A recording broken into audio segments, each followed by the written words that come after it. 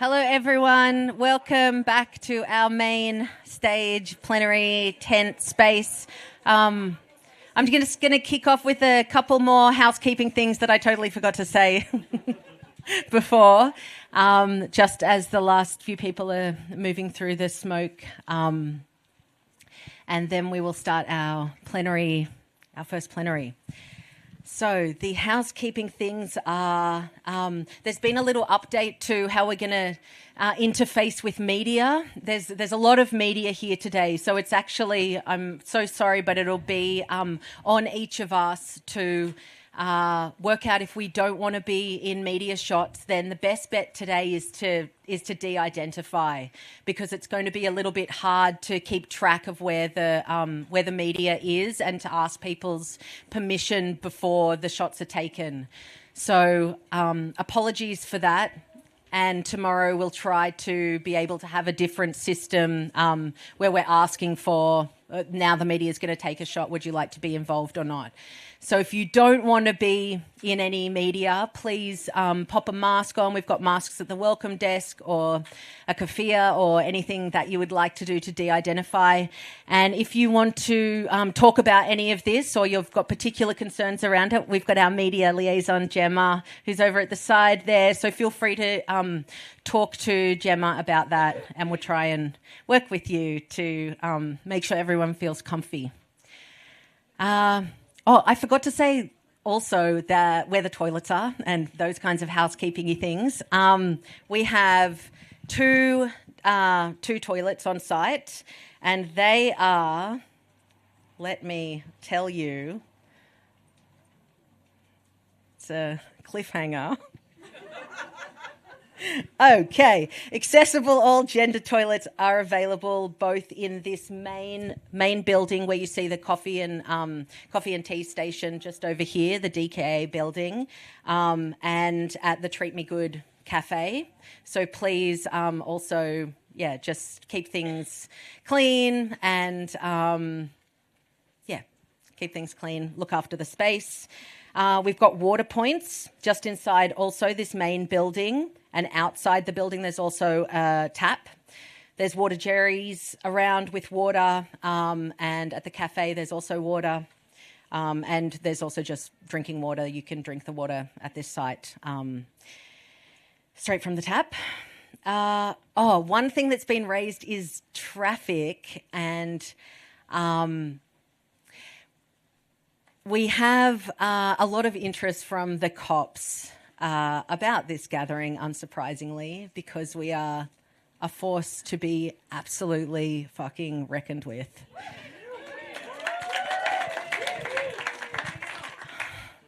They're going to try to mess with people in any way that they can, and that's likely to include any kind of tiny traffic infringement. Driving 2 kilometres over the speed limit, stopping for less than 4 seconds at a stop sign, any little things like that. Probably they're going to be looking out for ways to really just inconvenience people, or really, really make trouble for people. So please follow all road rules if you're driving around, and if you're driving around town, they'll be looking out for it. Follow all road rules, and if your car is a little bit on the verge of not being registered or roadworthy, maybe borrow a mate's car. Also really important is traffic safety here. Probably that's our biggest risk management thing that we're going to be doing. We've got traffic marshals. Please follow what they...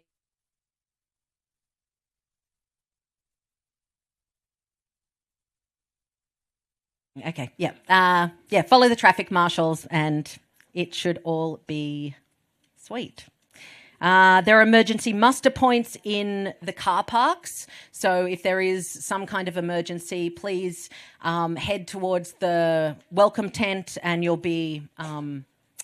will be guided to where we should all muster. And the other thing is we've got a number of workshop rooms in the main building. So those rooms have limited capacity. So if you are planning on attending a workshop in one of the rooms inside, best bet is to get there a bit early. Although now I say that, I don't know what early means, seeing as we're running on a different schedule. To the amended schedule, it's worth rocking up early. We're so sorry if you don't get a spot in the workshop that you were hoping for, but we're also just trying to work with the space constraints. We have kids here with us. I didn't even welcome the kids. Thank you for coming. Thank you for coming along, coming to our special event, and we're so excited. We're so excited to be learning with you, learning from you. So we've got a kids space. We've got beautiful kids coordinators who are going to be running a space full of a whole program of activities and events. And it's very exciting. It is outside the, oh look, I think I can see is it the Giant Connect 4 or is that some other thing? Okay, Giant Connect 4. So the activities will be on for kids who are 4 years and older. And yeah, just check in with our childcare folks over there for further info. Is there anything else on that, LP? You can drop your kids off if they're 4 and over. Oh. Parents and carers can participate in the workshops. You can drop your kids off if they're 4 and over. So. But remain on site and contactable. Okay, but don't drive off. Keep your phone on you. That's also just to our capacity for carers. So if we get too many kids. Yeah. Pending capacity. And anything else? There's a fire drum on site. Just follow instructions around that. Please don't start any other fires on site. As I mentioned, we're really privileged to be meeting on such beautiful land today, so please look after it. I think that's it. So, oh my gosh, maybe it's time for our first plenary.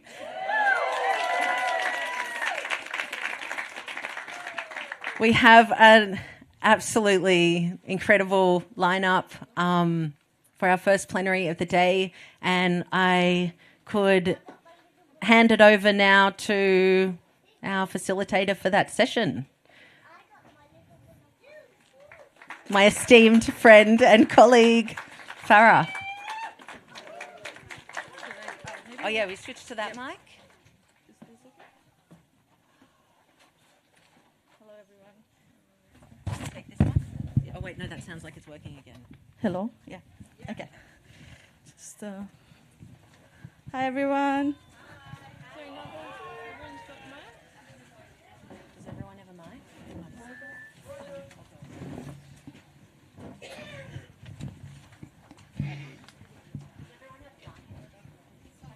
We're good now. We're checking.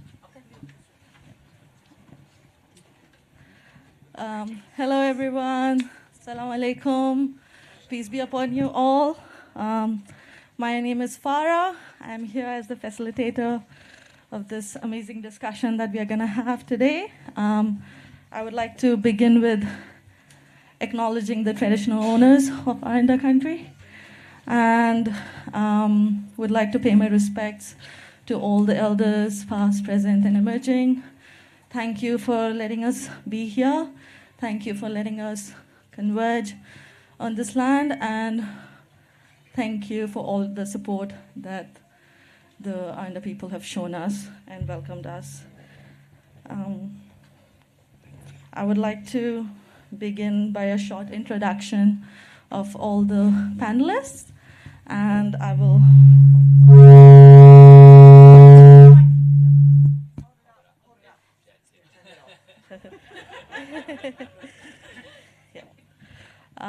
So we have here Remah Naji. Remah is a Palestinian activist, Justice for Palestine, and Magajan, who has played a leading role in organizing against Israel's genocide against the people of Palestine.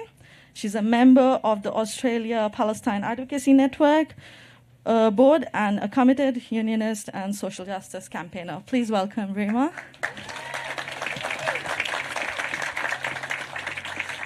Thanks for being here, Remah. Thank you. Next is Ahmed. A lot of you would already know Ahmed. Ahmed is an artist, writer, and community worker whose practice spans film, photography, critical writing, and African drumming. And he was born in Sudan and has lived in Mbantua for 12 years. And Adam's central concerns are the conditions under which certain lives are rendered disposable and what forms of knowledge and resistance survive at the margins. Please welcome Ahmed. Thanks for being here, Ahmed. Thanks for joining us. Looking forward to the discussion.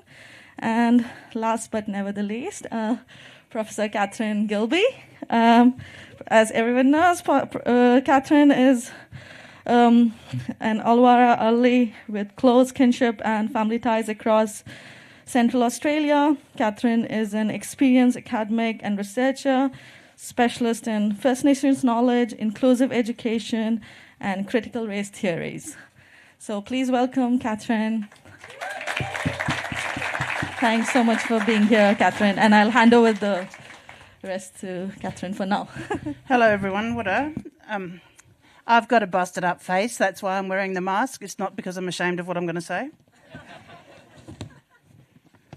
I'll probably take it off in a minute and get annoyed. It's my great honour to be able to walk and talk on Central Orinda country, to be able to earn my livelihood on Central Orinda country. I want to thank Felicity for that really warm, see how generous Orinda people are? For that really warm welcome and that smoking, just to put us all in this right place so that this country knows us and we make ourselves right by participating like that. I'm just going to do a little short kind of opening statement. Now, I promised myself I'm not going to fire up too early. So, I see it's already annoying me, but I'll just take it. I got too exuberant with the grandchildren. Anyway, I promised myself I'm not going to fire up early, so this is going to be a quiet and slow, which is unusual for me a little bit. We must not forget that Aboriginal people know what it is to have the military roll in on them. And as we pontificate on the US using the National Guard in American cities and what's happening in the rest of the world, we have absolutely no position of moral superiority. The Australian government sent the Australian Army into Australian Aboriginal communities in the Northern Territory.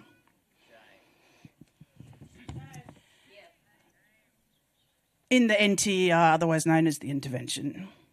So much time has passed and we think the restrictions put in place with the intervention and then with Stronger Futures, how dare they call it Stronger Futures, that we forget that it's not normal, that it's not normal what happens here in the Northern Territory.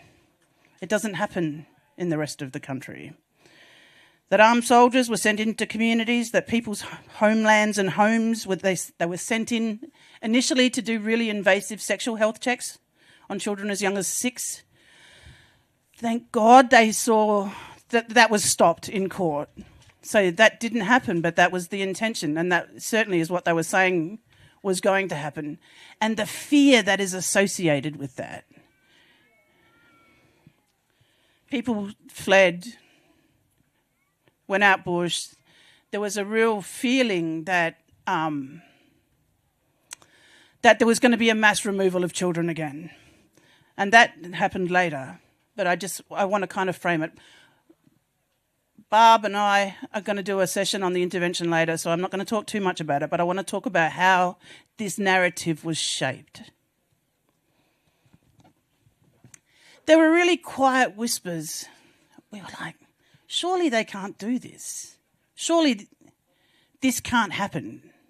They can't repeal the one protections that we had in place in terms of the permit systems. They can't really send the army in. And in the session later on, I'm going to talk about all of the resistance that happened, the strength that Aboriginal communities showed in the Northern Territory. But for now, all right, they can't just do this, but they could and they did. The RDA, the Racial Discrimination Act, is suspended, and the unthinkable happens. And we see portrayals of our communities broadcasted in the East Coast on ABC with pixelated faces. Apparent whistleblowers talking about rivers of grog and pedophile rings, but it was all lies. It was designed to make people outside of the Northern Territory tolerate the intolerable. To say to themselves around dinner tables that I had no idea it was so bad up there. And it was all a hoodwinking exercise, and these slow increments that creep up on us so slowly that we can't see them or the bigger picture. And that narrative serves a purpose. That all text, spoken and written, has a purpose. And the purpose of that narrative was to dehumanise Aboriginal people in the Northern Territory. To have the conversations easily had in the East Coast saying, I didn't know it was so bad, and it's okay because they're not me and I'm not them. And it just makes it so much easier to be able to tolerate the intolerable. Now what happens with children... Oh, God, all right. So now what happens with children? There are no children in the Northern Territory who haven't lived under the intervention, who haven't seen their parents humiliated at bottle shops, who haven't seen all of the really discriminatory practices put in place, because it's been over 18 years. There's no child that's born that hasn't been born under this really brutal, restrictive regime. So now they come for the children. Now the children are the problem. Now they're camped outside the courthouse lawns, and there's 7 and there's 9 and there's another new wave of people telling lies about children, about the Botox nurse who found her 2 minutes of fame, really making horrible accusations about children.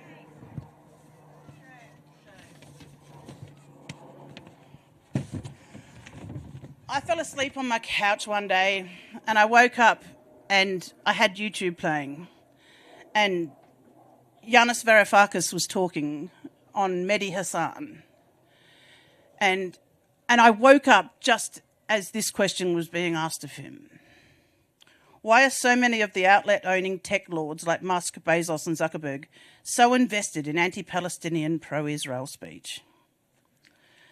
And this is what he said in response to that. Well, if you look at the people like Musk and Thiel and Katz and others, just look at their roots. They come from the white supremacist South African apartheid regime. There's nothing new there. But it's not just them. If you think, what did the British do when they approached the southeastern coast of Australia in 1788? And they looked at that large continent of Australia where there were about 6 million natives living, and they declared it a terra nullius, a land without a people. That's what it means, an empty land. And they said, OK, it's ours. And that's the first step to genocide. And then he goes on to list all of the other countries that have done this, the multiple countries, and, the French, the Germans. And then he says, so in all the historical truth, there is a very close coalescence between the mindset of the Europeans, the United States, all settler colonials. And you see, when they hear you and me talk about equal political rights, they get really scared, because for them equality is the most potent and threatening word in the English language. Why? Because they know that they live on stolen land. And they know that they will have to reconcile that on some level. So that's why there is no, this has to stop. Because that would mean an admission that others are just as guilty. That was the first time I'd heard an international commentator draw direct lines, and certainly we've been doing it internally. And the pain of the referendum still sits large, but we ignore what it is to acknowledge the power of terra nullius in our lives. A land without a people, empty land that ignores the humanity, the actual humanity of Aboriginal people, and how that plays out today. And that the first step to genocide is to deny the humanity of a people, so that when inhumane acts happen to them, we, the rest of the country, get to remove ourselves indirectly from the violation of it. It is by design, and we are fed a narrative that allows us to tolerate the intolerable. And then we get to a place where 100% of the children locked up in Dondale are Aboriginal, so we build more prisons. Then we get to a place which is unconscionable, that 10-year-olds can be held criminally responsible for their actions and locked up. And we get to an intolerable place of children, women, men, journalists, academics, poets, musicians. Everybody in Gaza is killed.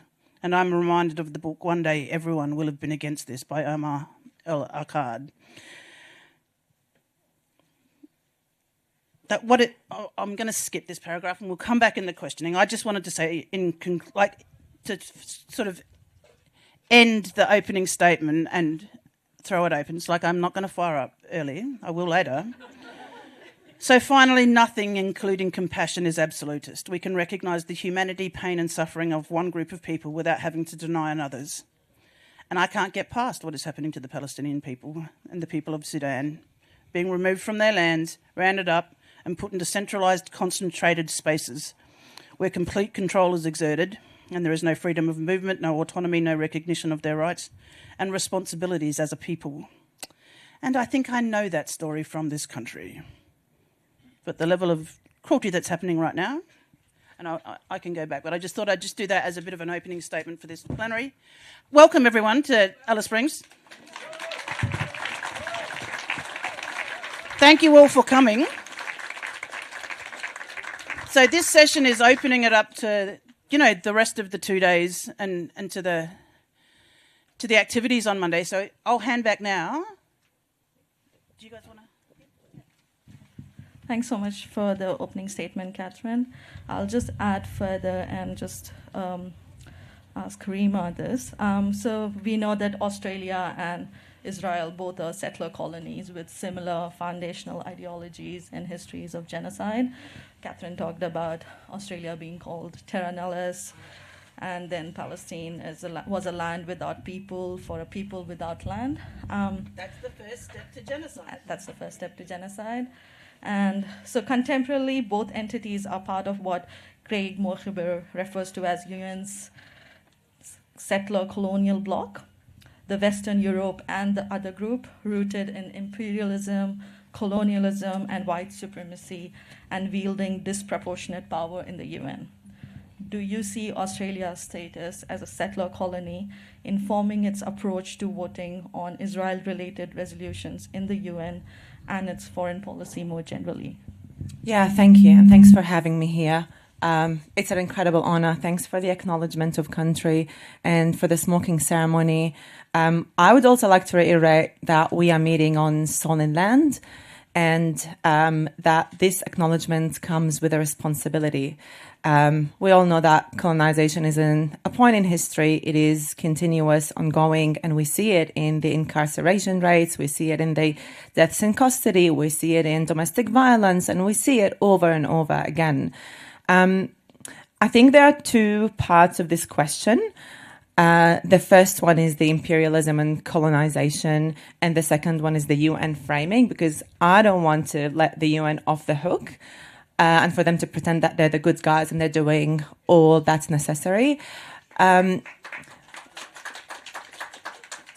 So, thank you. So I'm a linguist by trade, and I like to talk about metaphors to help create a mental image that maybe makes the case for imperialism and colonialism here and abroad more memorable.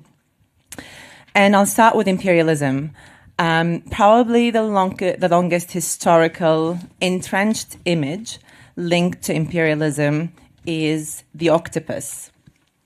So from the 1800s onwards, political cartoonists used the image of the octopus to demonstrate what imperialism is. So they'll draw an octopus with its tentacles reaching across the map to different places. And that's exactly what imperialism is. And there's a head, I like to call it the control room. And in this controlled room, because of capitalism and neoliberalism that gave sovereignty not just to states, also sovereignty to corporations, they sit there in different rooms. And one of the rooms there, it's a small room, not a big one, sits Australia. Now, colonialism is a little bit of a different story. So if we look at the word itself, colony, it comes from Latin colonus, which means a farmer, a tiller of soil. It is all about, and that's the irony of it, is that the root metaphor of colonialism is actually agricultural.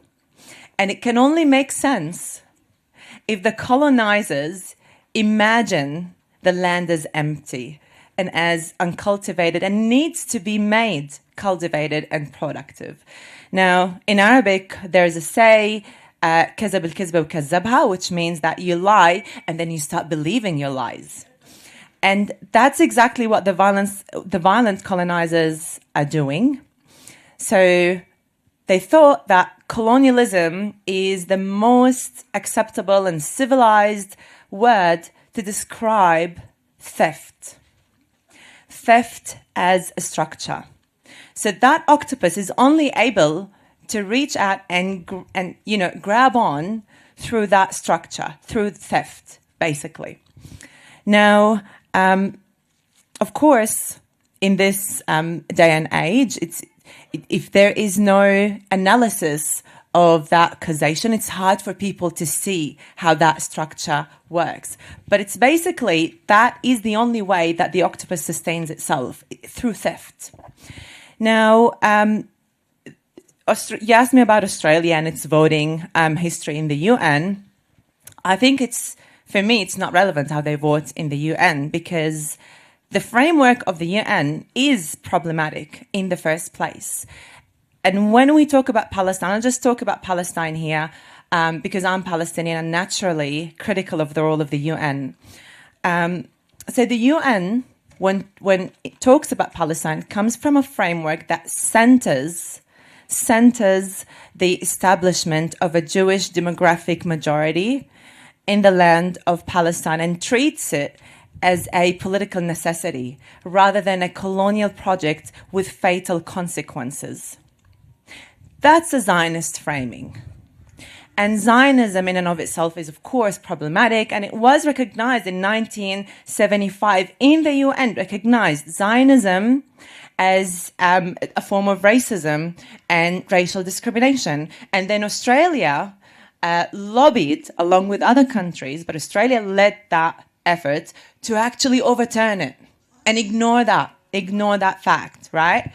But this is a Zionist framing. So anything that comes out of that framework will naturally subjugate Palestinians. So I am very critical of the role of the UN. However, I also believe that we must make the UN meet its potential through us holding our own states to account. Because the alternative for us at this stage is Trump's Board of Peace. And by the way, that was endorsed by the UN, so it's no longer a sideshow. It is no longer a sideshow. So we're talking about really dangerous institutions that are fighting for their own survival, not the survival of the people.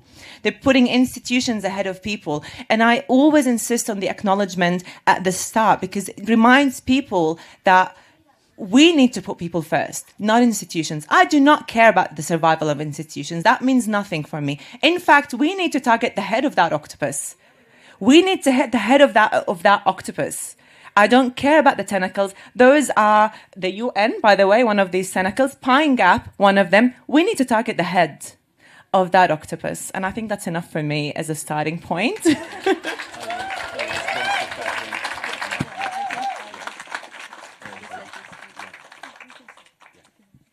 Thanks, everyone. I'm really happy to be here.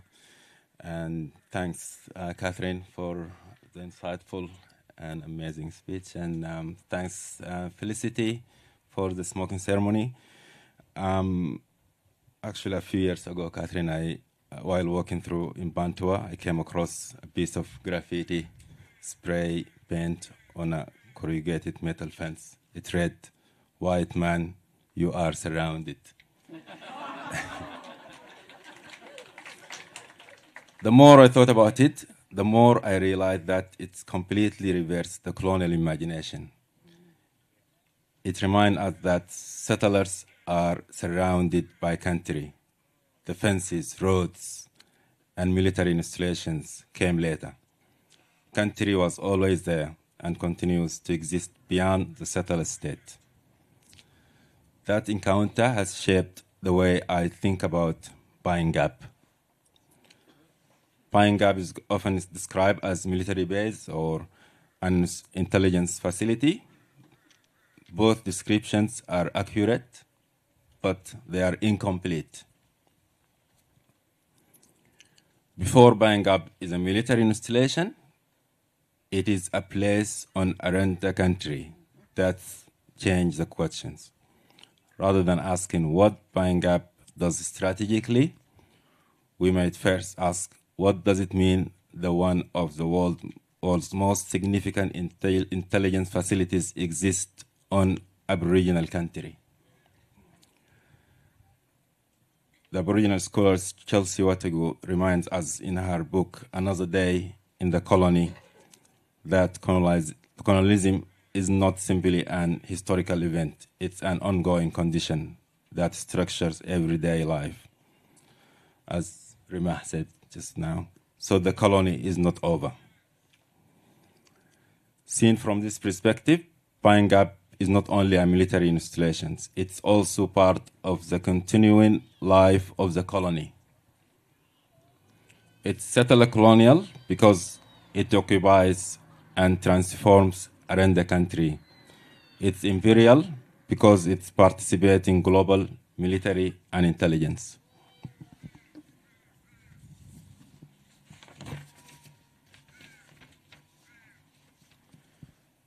So Pine Gap is a place where three political formations intersect. Country, which precedes and exceeds the state. The colony, which continues through settler sovereignty. Empire, which projects military and geopolitical power far beyond Australia. That maybe we come later when we talk about Sudan.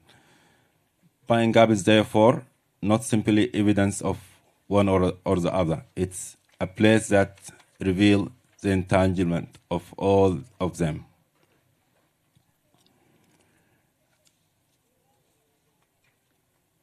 So Pine Gap is also a place map relationship, not just between Australia and the United States. It also maps Britain and Australia, colony and empire around the country and global military infrastructures. 19th century expedition and 21st century intelligence. Local occupation and distant war. So like war that's happening far away in places like Sudan and Palestine. It sits around the country, yet its reach extends through military alliance, satellite systems, and geopolitical conflicts far beyond Australia. It reminds us that imperial power is never simply over there. Never simply over there. It's also here. Pine Gap is not important because of its physical size. It's important because it is a node within those global networks. It's part of contemporary landscape in which colonial histories and global military power remain deeply entangled.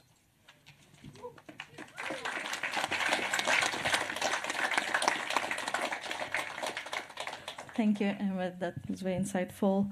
I would just ask, as you know, that Australia is implicated in the current genocide in Sudan via its weapon export regime to the UAE. And the UAE is the largest overseas destination for Australian weaponry. And UAE is rerouting much of the weaponry it receives to the murderous Rapid Support Forces in Sudan. Do you think this is just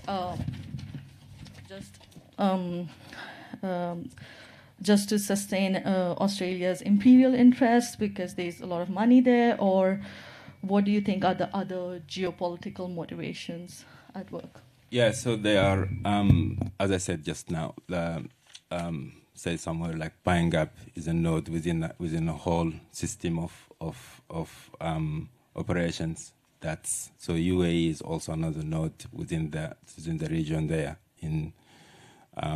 So I remember like just after the revolution in Sudan in 2019, the Israeli government, Netanyahu trying to come to the civilian part of the government to say that we need to normalize relation with Sudan, and UAE was part of that.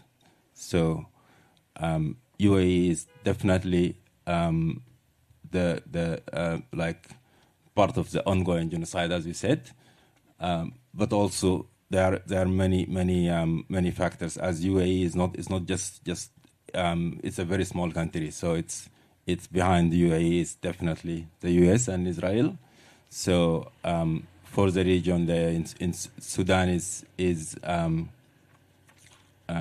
the civilians or the government that rule the country.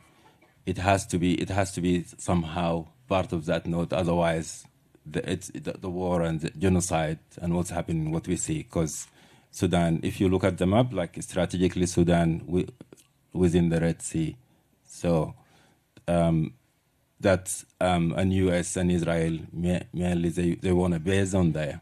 So as they have a base on the Buying Gap, they also want base in the Red Sea, so that way they can control most of their say the oil and gas and the resources and what's goes and what's not good. Yeah. Thank you, Ahmed. Thank you. I would just just continuing on what Ahmed said about the normalization of relationships between all these imperial powers and how much they all benefit from each other. And one of the ways to normalize this is by dehumanizing the Palestinians, the Sudanese, the Aboriginal community, because that really helps in enabling their purpose. And we see that very clearly. We see that in our country, we see it in Australia in general, and in the world, where this dehumanization has so much normalized that our voices are not being heard, and the genocide continues in all forms in different places. So I would just pass a question to Remah.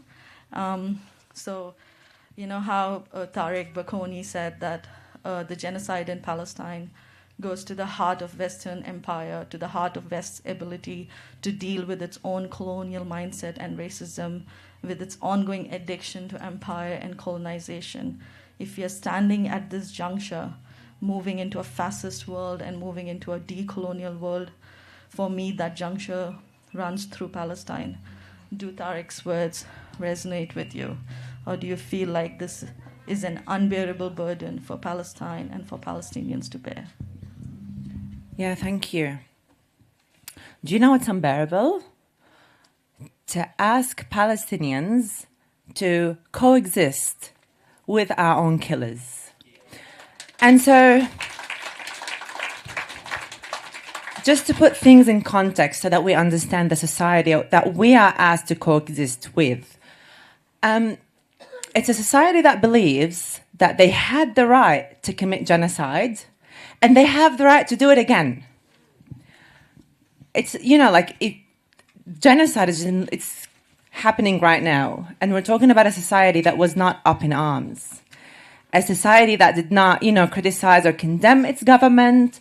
We're talking about a society that voluntarily marched to the border with Gaza to prevent food and medicine and tear out bags of flour.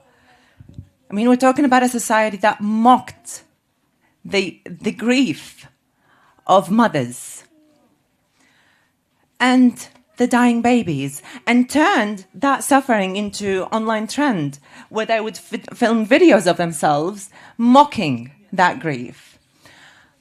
I could go on, actually. I could go on about the videos right in front. It's actually quite intense just to imagine what we've normalized. And so I'm not going to go on. I'm sure all of you saw all the videos.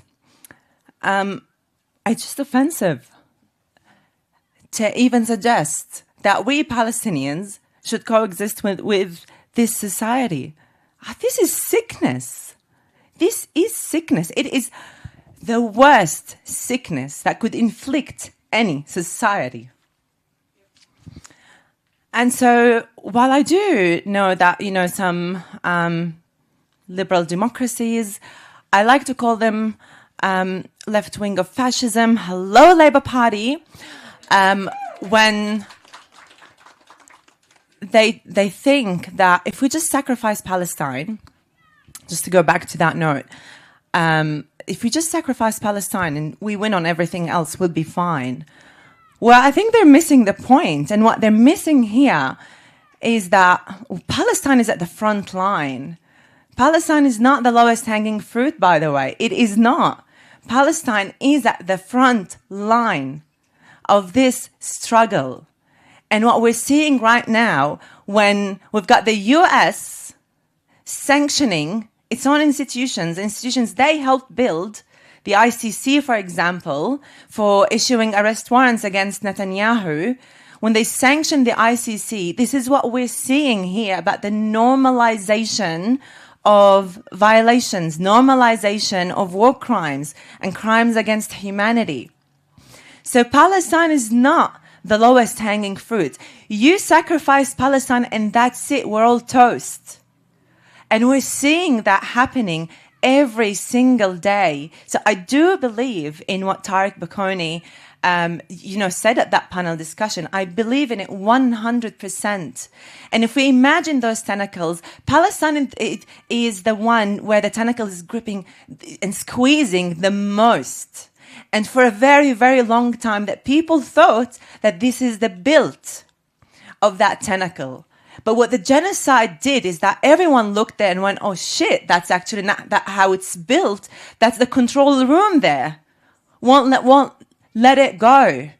And I always remember, in the middle of these conversations, that honestly, if we were the lowest hanging fruit, they would have just ignored us as Palestine Solidarity Movement. They would have just ignored us. But instead, we have the full weight of the state and its institutions being brought upon us, Palestinians and Palestine advocates, because they know once they crush this movement, they can go on and do the hell they want. But we're the ones who say, not in our name. That's why I love talking about BDS, because not in our name, not in our money, not with our consent at all. So yes, it has to go through Palestine. If you sacrifice Palestine, we're all gone.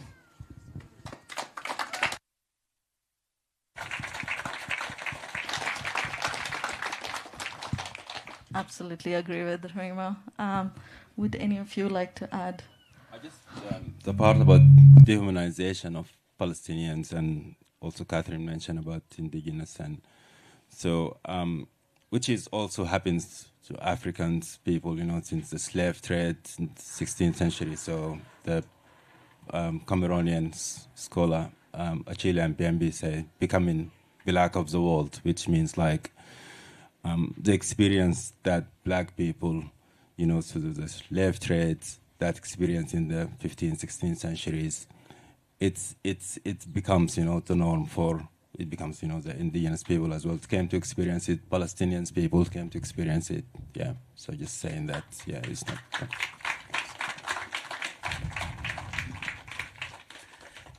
And I'd just like to say a couple of words, like maybe three. We are still here. It does not work. So.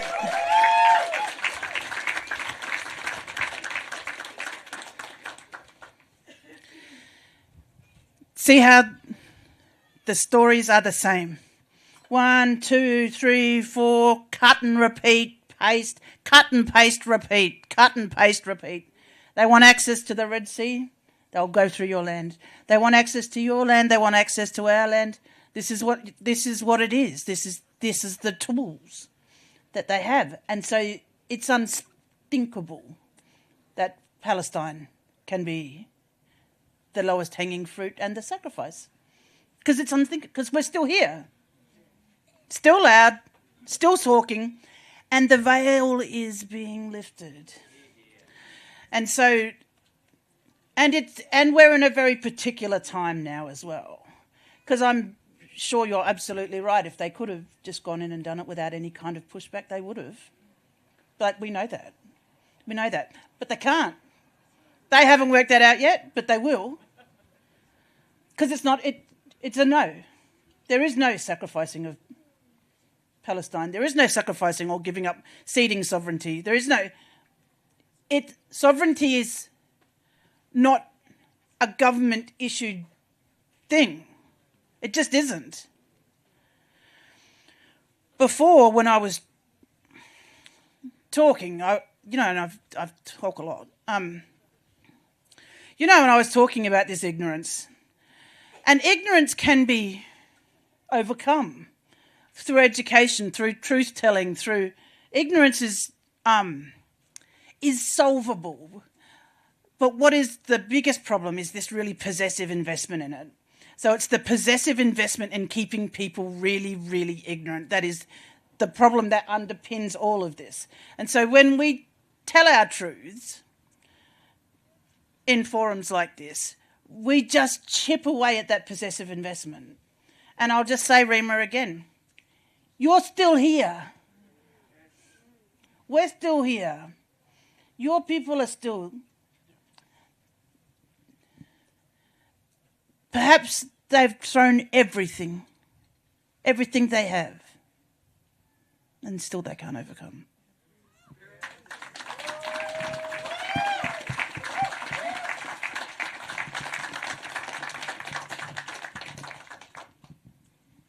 Thanks so much, Kathryn and Ahmed. Always was, always will be. I would just... we're just moving on to the militarization in the NT and in the world. But before that, I would just briefly like to talk about or ask your opinions about whenever there is colonization, whenever there are imperial powers in play, there's always resistance. Resistance in different ways has existed, always will exist, and that's why we are here. Is there anything you would like to speak to that regarding the resistance that you have shown to these imperial powers, and then we can move on to the militarization. Yeah, sure. I hope this is not the bit where I just go everything we do on a daily basis is an act of resistance, because I do believe in actual resistance in Palestine as well. And it is enshrined in international law. Where people are occupied, they do have the right to resist their occupiers, full stop.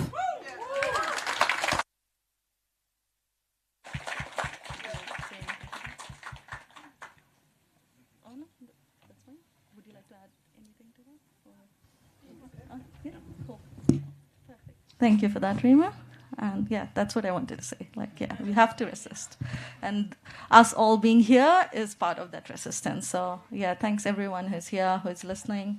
And yeah, I would like to invite Jorgen and Nat Farah, if she's around. And we would like to talk a bit about the militarization in the NT, in Australia, across the world, in Sudan, in Palestine, and I'll just give them some time to get on the stage.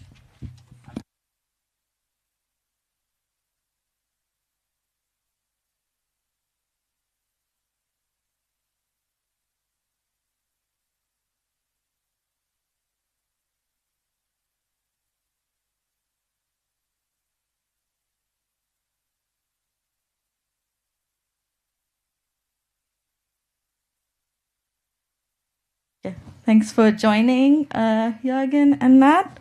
I would actually pass on to Jorgen to kind of start about the next part of this discussion.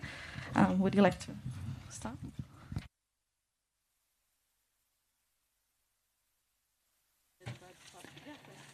What's happening at the minute? Okay. Okay, I really don't know what I'm doing here at all, why I've been invited to be here. Probably one of the most well-researched individuals in Alice Springs at this minute to talk about the militarisation of the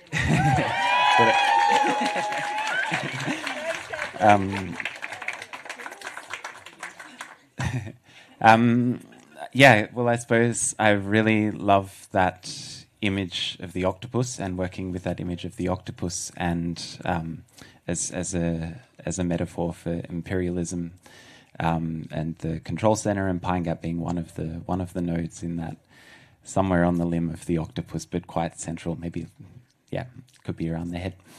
I guess, yeah, because this is a panel on colonialism and imperialism, and the purpose of this convergence at large, I think, as we see it, is to really map that octopus, or at least that's a part of the intention of the convergence, is to map that octopus, and use that mapping to inform the strategies that we are all going to use collectively to resist the octopus and cut its limbs up. And its head. We'll get to the head. So, yeah, we're obviously here because Pine Gap looms really large in the national imagination, because of its importance within the US war machine. But there's also a lot else going on all across Australia.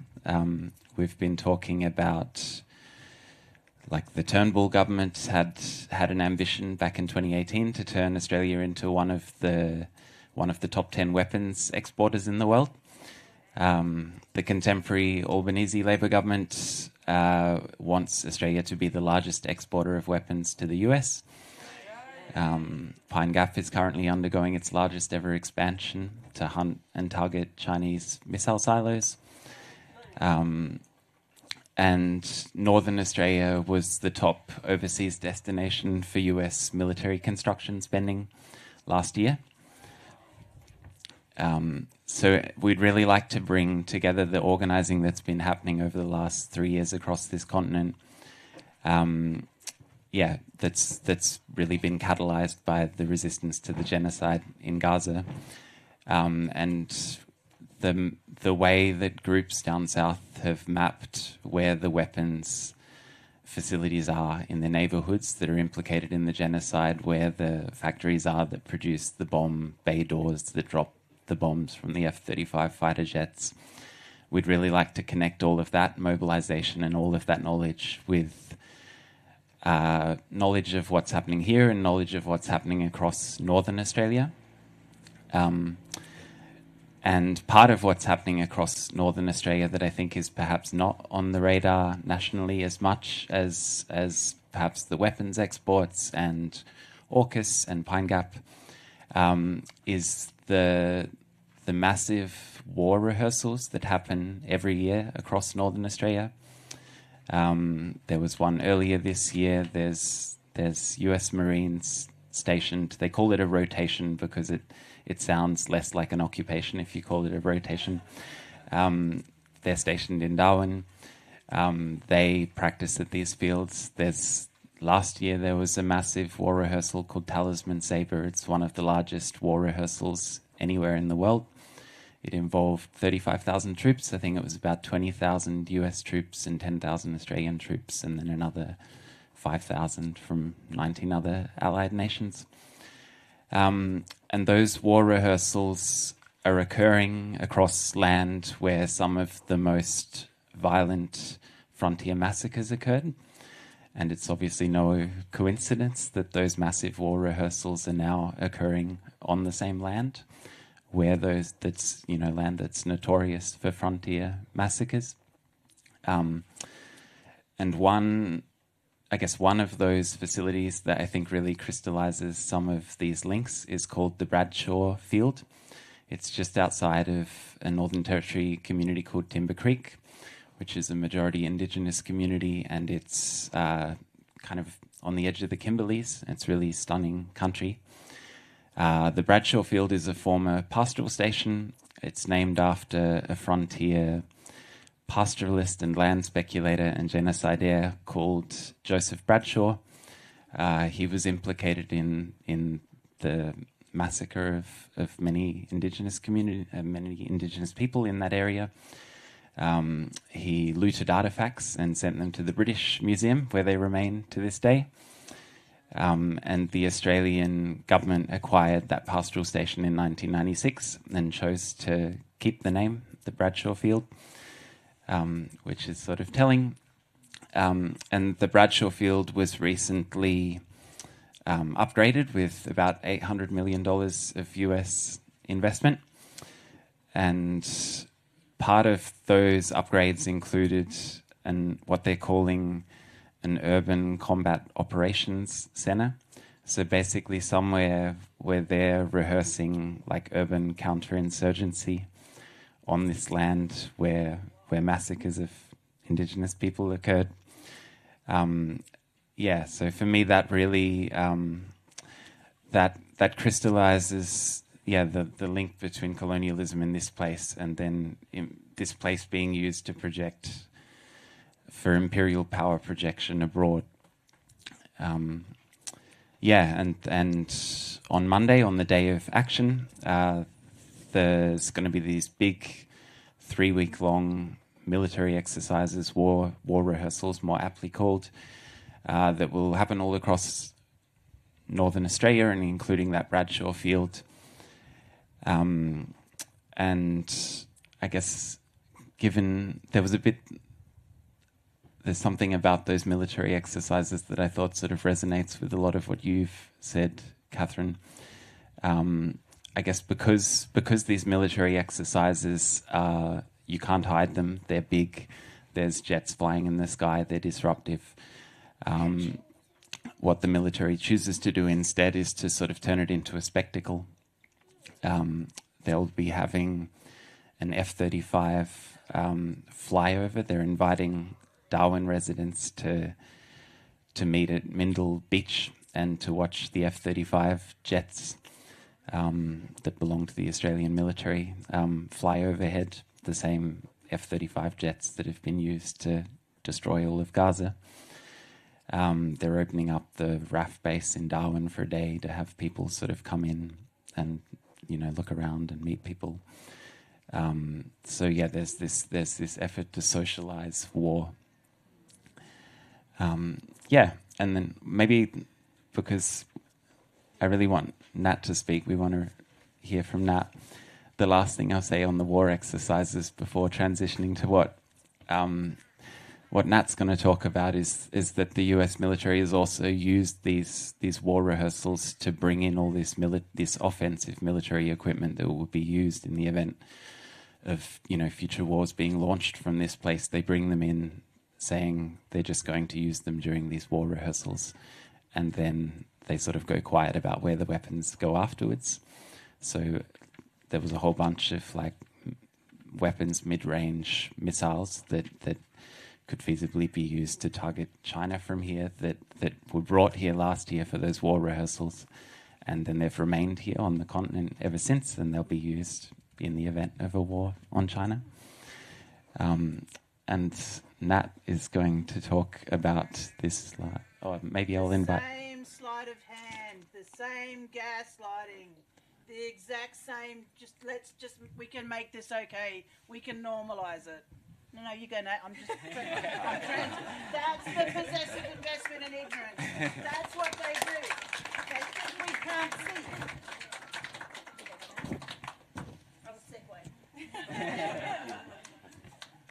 Anyway, is this going to be feedbacky or it's okay? Wonderful. Oh, I'm seeing a lot of faces that are looking a bit, feedback. I'm gonna... Go that way. Sorry. Hey, Remah. Thank you for coming. Okay, seeing a lot of faces of people looking quite concerned and surprised and sad and angry, and that's exactly the right reaction. But just invite you to take a bit of a breath.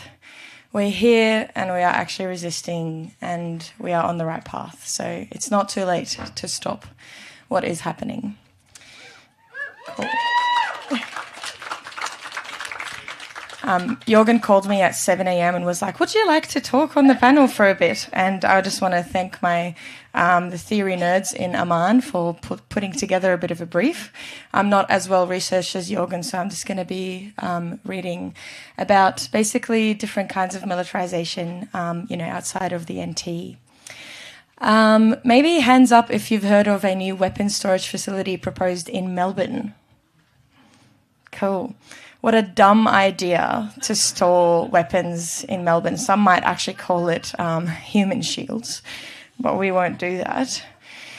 So this is a temporary storage of weapons, and this is for the US Marine Corps. And then afterwards, they are planning to send it to a little town called Albury. It's Albury-Wodonga at the New South Wales-Victoria border. And, we are expecting that this is going to go ahead. It is a proposal, but it is in all likelihood will happen. It's a $42 million project, and it's basically going to be used to hold weapons, ammunition, spare parts, and logistic equipments. They are building it at the moment, so lots of different warehouses in Melbourne to hold it for 2 years until, the big permanent facility in Albury will be built. And I suppose the argument for building this, even though according to Australian government, actually Australia shouldn't be having US military bases or any foreign military bases on the land. But basically the argument or the narrative is so that it can be used against China or anything in the South Pacific that might happen. But also a good time to remind people that the US are usually the ones who are waging war. So, in general, I don't know why we are so concerned about China. I'm much more concerned about the US being idiots. Yes. So basically what is happening is we are being dragged into a war by a very unpredictable and chaotic failing state of the United States. And this is not just the Trump administration, this is really every administration, and really want to point that out as well. This is not just about Trump. Basically, every US president has done something. The US, has been at a state of war for practically its entire existence. But, this is a very practical, very significant way in which our alliance with the US is making us a target. And maybe I don't need to convince you, but, if you're out there in the world and you're talking to people about this, usually they'll say, but our alliance with the US actually protects us. And I would just say, look at what happened in the United Arab Emirates literally a few months ago. The US waged an illegal war on Iran. Iran rightfully retaliated, thank you. Iran retaliated by hitting US bases in the UAE, and then America basically abandoned those bases. And as per our agreement with the US, they actually don't owe us anything. So they can attack China. China can attack us, or maybe not China, anyone. They don't owe us anything. It's a one-way street. And, I'm not really an expert in military, but that sounds like it's not a good idea. It sounds shit, to be honest. So, yeah, don't want that to happen. Cool. Let me see what else my friends have written for me. Cool. So I also want to just talk about, because we're a part of the Anti-Militarism Action Network, Amman, part of the people putting on this thing. We've come from Melbourne. And I also want to talk about militarism in terms of militarization of police. And this becomes also particularly important when we're talking about police repression that is very, racial, I suppose. The police force targets racialized peoples and First Nations people much more significantly and at much more force than anyone else. And being in this town was actually just even for a few weeks kind of changes the way that you view things. I was never stopped by cops in this town while people around me doing exactly the same thing who were black were stopped. And shame. But this is the way it is. And maybe it's more, under the microscope here, but it exists around the continent. So this place is still racist. So we've seen that the police are getting more and more militarized, and they're calling them, non-lethal weapons, but they actually can kill people.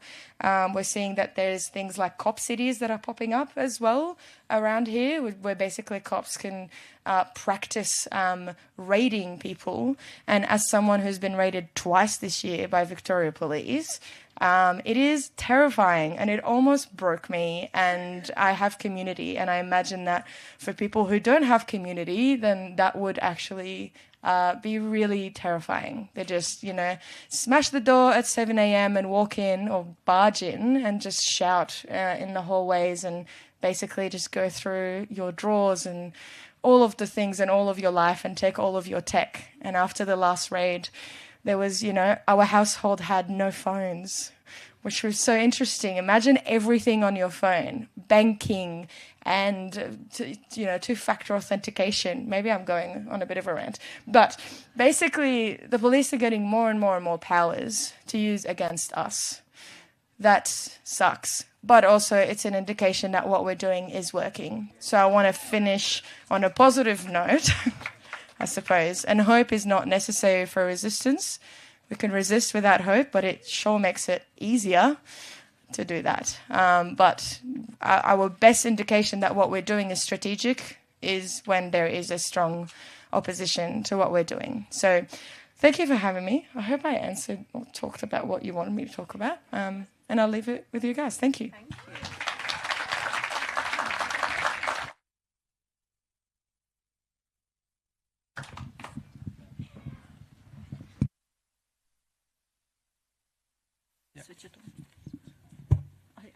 Yeah, thank you, Jorgen and Nat. Just talking about militarization, it reminds me that the first troop who left Australia, 1885, left the New South Wales colony. They went to Sudan to fight against the Mahdis, who was fighting the British at that time. So the 1895 General Gordon, who was trapped in the palace in Khartoum, and then all around the colony here, it was in a big raid, for settler colonials. They said, how that would happen, and then they sent the troop. And it was a big day at that time in Sydney, thousands of people marched on the streets to say goodbye to the troops. And What date? 26th of January, 1885. Yeah, that's where Gordon. Yeah, so it just reminded that militarization and sending troops, and maybe the logic of the 19th century is still exists until now. So just another day in the colony, but as we are still here. Yeah, as Kathryn said. Yeah.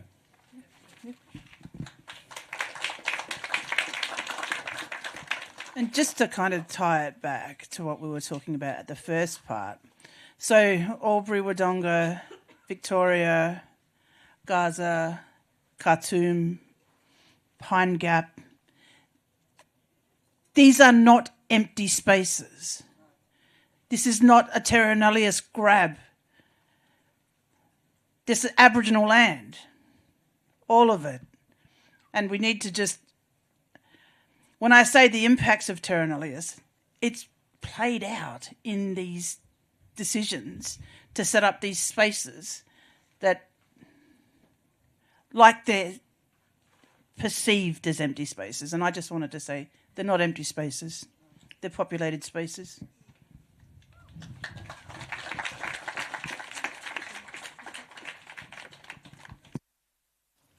Speaking of militarism, Israel, since its establishment in 1948, it was established to help protect the Suez Canal and oil in the Arab world.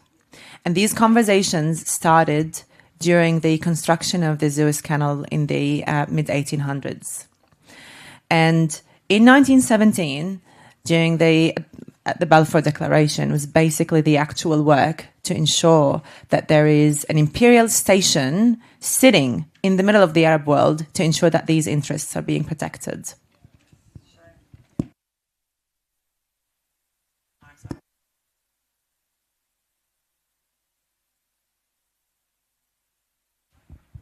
think we'll move towards the end of the discussion. So we have talked about militarization and how the militarization actually is enabling genocide across the world, in Palestine, in Sudan, here.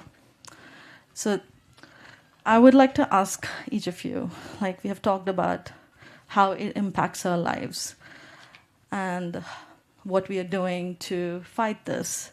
What is the one thought that you would like to leave people with, or one practical tool that they can take up to fight this and to continue the resistance?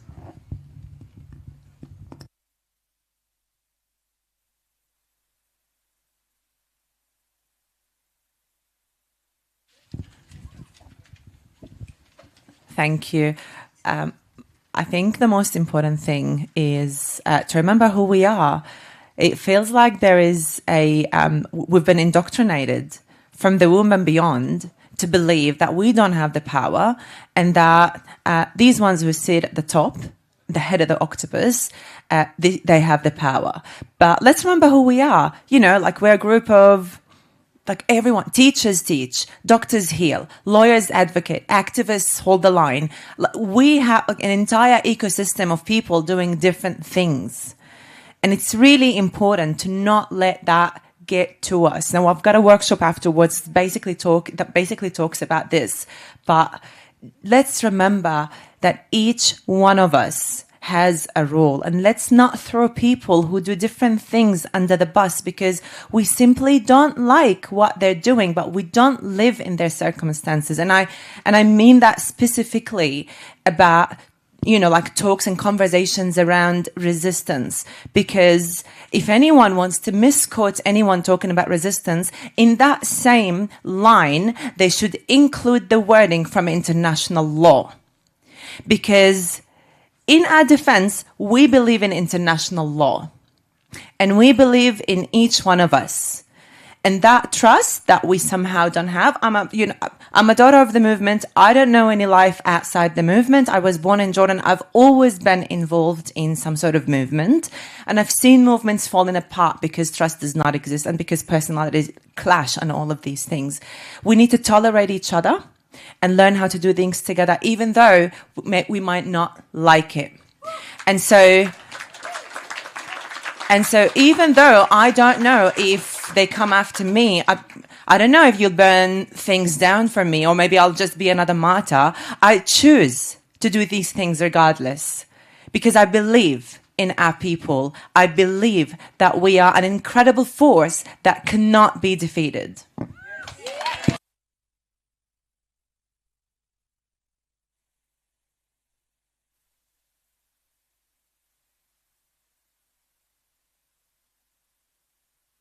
Thanks, Remah. Yeah, as we said earlier, the connection between all those places around the country, Gaza, Sudan, Congo, different places. And I would like to say that, as Remah said about the logic of the octopus, I'd like to say the logic of spider for those forces. So it's whatever point, you know, on the spider web, whatever you touch, the spider will think that's, you know, that's a threat. So they always attack in that. So that's the logic of the imperialism.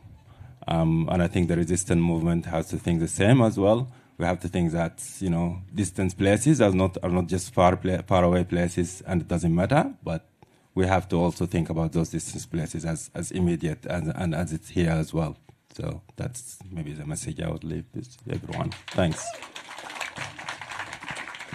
What was your final sentence? It was, we are still here. And what we do matters. Oops. And we should just leave it at that. Because this is everything. Talking our truth.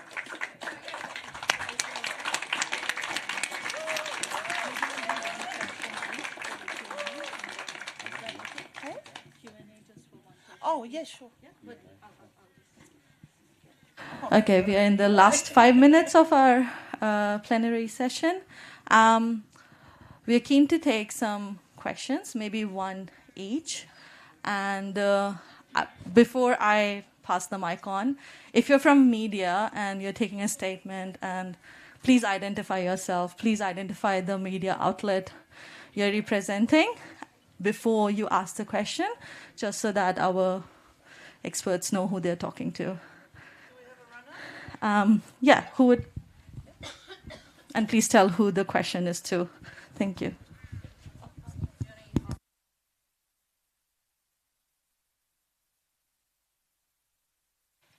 Hi. Hello. This is a question to the group in general. I come from Latin America, and what we have seen in the past years is an escalation of a similar genocide that what is happening in Palestine, but with the indigenous communities there. Right now, all the Mapuche leaders have been jailed. The indigenous leaders in Ecuador have been jailed.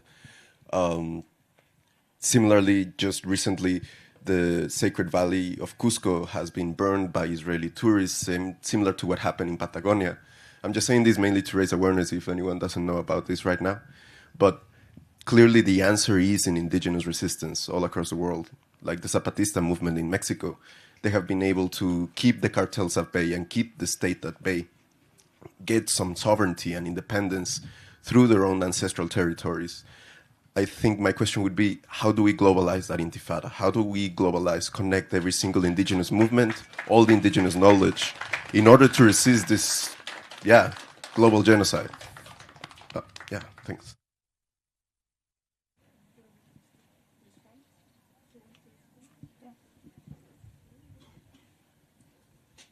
Thank you. I'm from Queensland, so that phrase will get me in trouble. I do believe in the concept, though, because it is about solidarity and people doing what they can in order to stand in solidarity and do things that are actionable and that are material things that lead to actions. I believe in boycotts, divestments and sanctions. And I think the power of the BDS is that it gives for a moral choice. And that's for people who cannot be there, like as in physically be there and resist.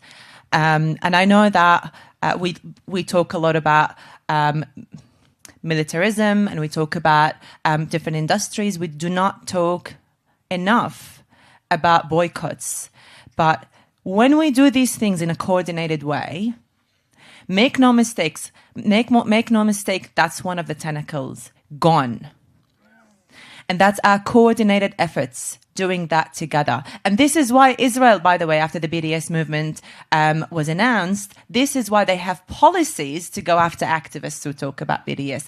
This is why they have policies to change the laws in countries where BDS is more prevalent. They have it in policy because they know the danger of BDS. And one of the most important things about BDS is that they cannot claim that it's violent. They cannot, that card that I always draw, it's not. Another thing I want to talk about as well, being like another people going through genocide, because we're in an age of, feelings and anxieties and all of that fluff. There's literally a royal commission that talks about the feelings of Zionists as genocide is happening. And it's what really gets to me is that, I don't care what your trauma is. That does not give you a license to kill people. And to your point, again, indigenous people being genocided, this is a reminder that the Jewish people, who are my brothers and sisters and my siblings, by the way, the Jewish peoples aren't the only survivors of genocide. We literally started this conversation by acknowledging First Nations peoples, who are also survivors of genocide. I am a survivor of genocide. The list could go on. So really, in our conversations, to remind people that victimhood is not a license, and to remember what we can do even at an individual level, and then also try and build capacity for longer term, build capacity for people who are able to be physically there in order to resist.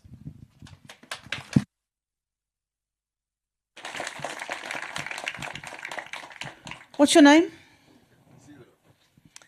See, powerful statements you've made too. Listen to Remah make powerful statements about how we can support you.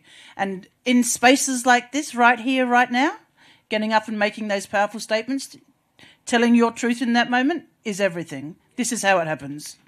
This is how global Indigenous sovereignty happens. Resistance movements happen. And don't ever let anyone tell you that you've got no room to do that, because you do.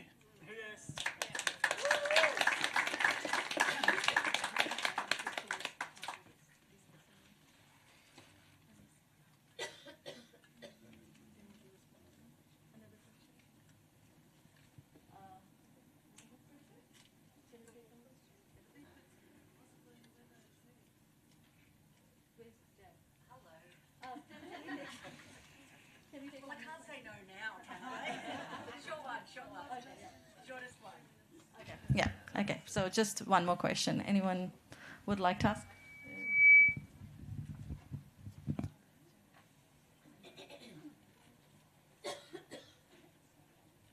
I'd just like to add to the material that you mentioned before with the indigenous people of Latin America, but we also should mention the ordinary people of Latin America. The president of Venezuela was kidnapped by the United States. That's attacking the entire country of Venezuela. Cuba's denied all oil. They're starving to death. They've got nothing. It's just unreasonable, just incredible that what's going on, and we should think about the whole of the Latin American continent, everybody there, not just the indigenous people. I know they're targeted as well, but everybody is suffering under this US horrendous Caligula Epstein government. They're going to make Latin America again the backyard of the United States and rape it and kill its people. Thanks.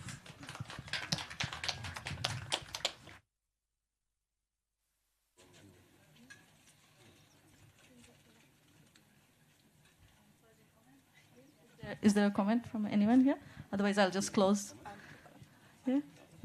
Yeah? Yeah? Yeah, totally acknowledge that this, all our struggles are connected. And Remah would like to say something. I'm sorry, I feel like I talked a lot, but just to your point, and also back to your question, that, look, I'm here, maybe I don't have the power to stop, a psychopath like Trump or a psychopath and or criminal like Netanyahu from committing the atrocities that they're committing, but me here, I am able to hold my own government to account. And that's a responsibility that sits with each and every one of us, and we should not let that go. We should remember every single day. We need to hold them to account every single day through our money, through our politicians, and all of them. Remind them that they are public servants. Public servants. They answer to us. Okay, thank you, everyone. Thanks for listening, and thank you. Thank you so much, everyone. That was totally phenomenal. Please give a big, lots of love and respect and solidarity. Thank you for sharing with us. We've got just a tiny announcement about updated times. So we've got lunch happening now, 12:30. It's going to be at Treat Me Good Cafe, and that's for everyone who's camping out at the site. But if folks brought a town-only ticket, then this might be a good time to crack out a picnic. Or we've actually had this amazing support from Shan at Treat Me Good Cafe. They've been incredible helping us set up for this event, and they're running and operating today. So if you want to go over to that cafe, show them some love, that would be really appreciated. And hopefully we'll also have a little bit of extra food and everyone will get fed. Everyone will get fed. Come on. Who am I kidding? Okay. But also afterwards, please volunteer to help kitchen staff with all the cleaning of the dishes. Come round to the back door of Treat Me Good Cafe and, they'll be loving to have some help. The afternoon sessions are a bit different from what's in the program. They've been shortened from 90 minutes to 75 minutes. And workshop 1, the first set of workshops, is being, is going from 1:30 to 2:45. And we'll still have a break at 2:45 to 3:15, just like we planned. And that'll be, if you kind of go past the kids' space towards the tea and coffee space, you'll find some marquees. There'll be snacks out there in the break, in the afternoon. Last thing to say is please head off really soon after the program finishes tonight, because we've got to kind of pack down the side and clear out, and we've got programming happening over at the campsite from 5:30. So, yeah, if you could roll on out quickly, that'd really help. And we've got a massive night tonight of incredible entertainment, and it's going to be amazing. So thanks so much for your energy.